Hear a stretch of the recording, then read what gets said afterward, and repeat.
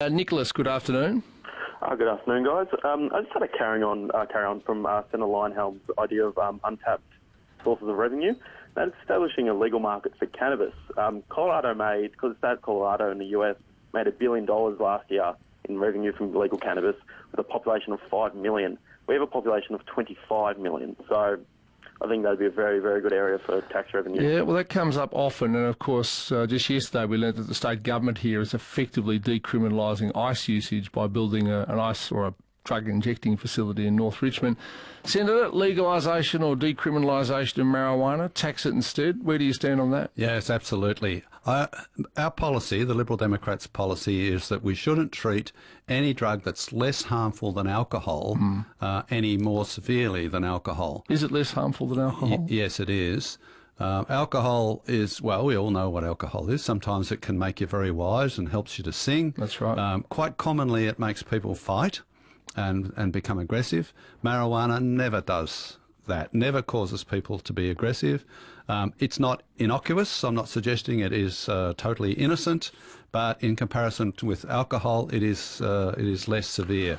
So there's no justification for treating it more severely in legal terms. On the issue of things that we might smoke, what about e-cigarettes? Now, the federal government still can't quite work out what it thinks about e-cigarettes. I mean, to me, it's a ship that's sailed. I see so many people that use them, whether it's legal or not. What do you think about them? Yeah, e-cigarettes is one of the issues that I've actually campaigned pretty hard on. The point about it is that the current government policy, which is no, we're not going to allow that, and Greg Hunt's statement is not on my watch, is actually costing people their lives. So what happens is they continue to smoke tobacco, so because they're addicted to nicotine, but in the course of smoking tobacco, they're also inhaling thousands of other chemicals, and it's those other chemicals that cause emphysema and lung cancer and heart disease. Why is Greg Hunt? I know Greg Hunt a bit just through having him on this program, and normally he's quite sensible about things. Is he in the thrall of, I don't know, the AMA or anti-smoking groups or something that just can't see that an e-cigarette is the lesser of two evils compared to normal cigarettes? I'm sorry, I don't actually know. There is a suspicion that because the government raises over $11 billion a year from tobacco excise, right, that they're a bit protective of that, and so they basically want people to keep smoking, even though it's bad for them.